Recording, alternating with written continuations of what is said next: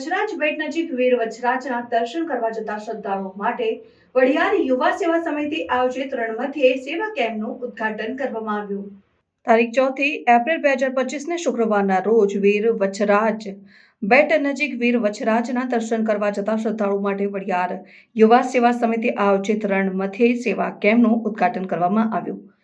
વડિયાર પંથકનું આસ્થાનું કેન્દ્ર વીર વચરાજ ધામ ખાતે ચાલતા 15 દિવસના મેળાની અંદર હજારોની સંખ્યાની અંદર વીર વચરાજે પગપાળા અને વાહન મારફતે દર્શન કરવા જતા હોય છે। ત્યારે ચૈત્ર સુદ એકમની પૂનમ સુધી 15 દિવસ લાખોની સંખ્યામાં ભાવિક ભક્તો વીર વચરાજના દર્શન કરવા જતા હોય છે। દર્શન કરવા જતા શ્રદ્ધાળુઓને રણની અંદર સગવડ મળી રહે, કોઈ પણ જાતની તકલીફ ન પડે તેના માટે વડિયાર યુવા સેવા સમિતિ દ્વારા સરસ મજાના કેમ્પનું આયોજન કરેલું, તેનું ઉદ્ઘાટન કરવામાં આવ્યું। વીર વચરાજ જતા શ્રદ્ધાળુઓ માટે જેમાં ઉદ્ઘાટનની અંદર મુખ્ય મહેમાન તરીકે પાટણ જિલ્લા ભારતીય જનતા પાર્ટીના પ્રમુખ રમેશભાઈ સિંધવ તથા જિલ્લા પંચાયતના પ્રમુખ હેતલબેન ઠાકોરના પિતા બાબુજી ઠાકોર અને આરોગ્ય સમિતિના ચેરમેન અને સમી તાલુકા પંચાયતના પ્રમુખ, જિલ્લા પંચાયતના સદસ્ય બાબુજી ઠાકોર, ભારતીય જનતા પાર્ટીના સંગઠનના હોદ્દેદારોને ફોરેસ્ટ ઓફિસર સિંધવ સાહેબ, ભીખાભાઈ કિસાન મોરચાના પ્રમુખ અને અમૃતભાઈ ચૌધરી તથા જીલોજી ઠાકોર, તારાનગરના સરપંચ તેમજ પોપટજી ઠાકોર તેમજ રાજુભાઈ ચાવડા, સમી માર્કેટ યાર્ડના ચેરમેન અને સમી તાલુકા પંચાયતના પ્રમુખ અને વડિયાર યુવા સમિતિના હોદ્દેદારો અને વાછડા દાદાના દર્શન કરવા જતા શ્રદ્ધાળુઓ મોટી સંખ્યામાં ઉપસ્થિત રહ્યા હતા અને લોકોની સેવા માટે કેમ્પ ખુલ્લો મૂકવામાં આવ્યો હતો। વાછડા દાદાના દર્શન કરવા જતા ભાવિક ભક્તો માટે વડિયાર યુવા સેવા સમિતિ દ્વારા રહેવાની વ્યવસ્થા, આરોગ્યની વ્યવસ્થા, જમવાની વ્યવસ્થા, ચા પાણી, નાસ્તો અને અન્ય વ્યવસ્થાઓ ઉપલબ્ધ કરાવવામાં આવી છે।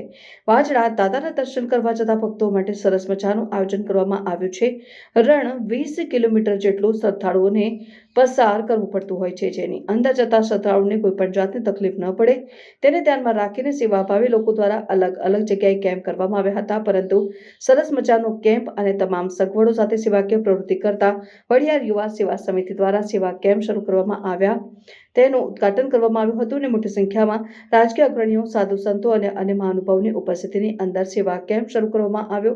સેવા કેમ્પનું સ્થળ વીર વચરાજ બેટથી 10 કિલોમીટર આડેસર તારાનગર કોડધા ત્રણેય રસ્તા એક થાય, ત્રણેય બાજુના શ્રદ્ધાળુ અને સેવાનો લાભ મળશે તે જગ્યાએ સેવા કેમ્પ શરૂ કરવામાં આવ્યો છે।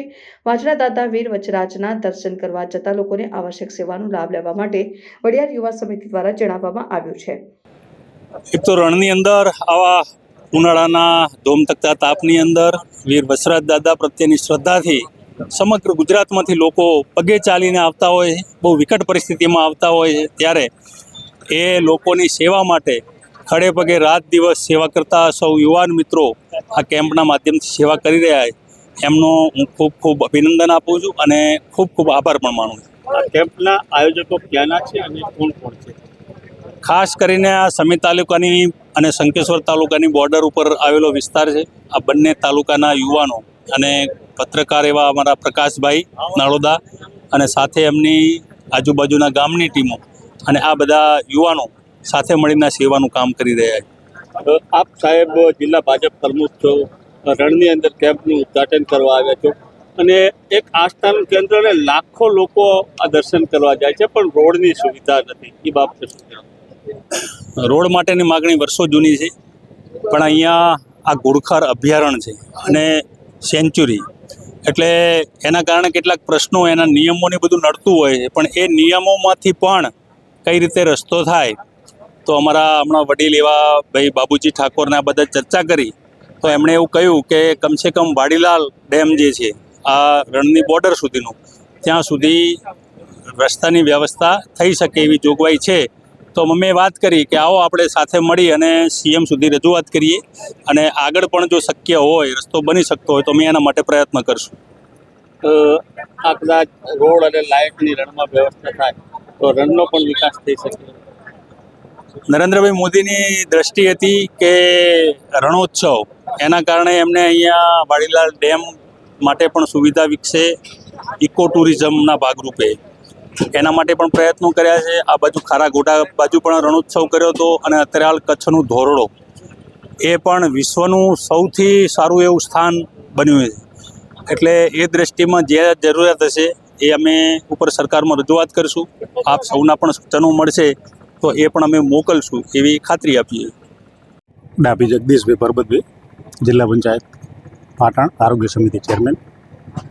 આજે વઢિયાર યુવા સમિતિ દ્વારા વસરાજ દાદાના સાનિધ્યમાં રણ મધ્યે એક સારા એવા સેવા કેમ્પનું આયોજન થઈ રહ્યું છે.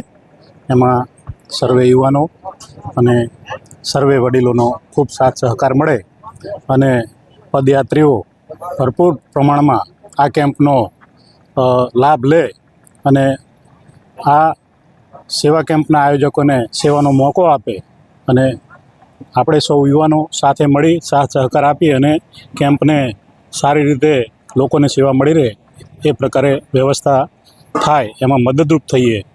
આ સાથે સર્વે ભાવિક ભક્તોને જે પેદલ આવી રહ્યા છે, વાહન લઈને આવી રહ્યા છે, એમની યાત્રા સુખરૂપ નીવડે એવી મારી અભિલાષા. કેવી કેવી પ્રકારની સેવાઓ? અહીંયા સેવાઓમાં લોકોને પાણી, લીંબુ શરબત, નાસ્તા, જમવાનું, એમના માટે માની લો કોઈ બીમાર પડ્યું હોય તો એના માટે દવાઓ, બાઇકોની અંદર, ગાડીઓની અંદર કોઈ પંચર પડ્યા હોય તો એના માટેની વ્યવસ્થાઓ.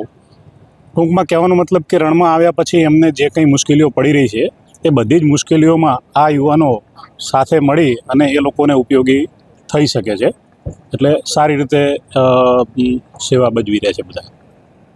આપનું નામ? ડાભી જગદીશભાઈ પરબતભાઈ.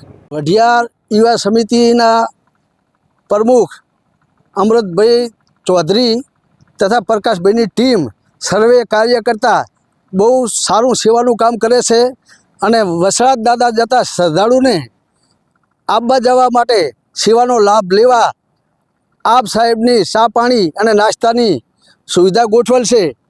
તો તમામને હું જમવા સાથે બધાને તમામને વિનંતી કરું છું કે સેવાનો લાભ લેવા ડેલિકેટ તરીકે નાની ચંદુર તલાજી ઠાકોર, તાલુકા સદસ્ય, સમી તાલુકો સમી, કયા પક્ષના? ભાજપ.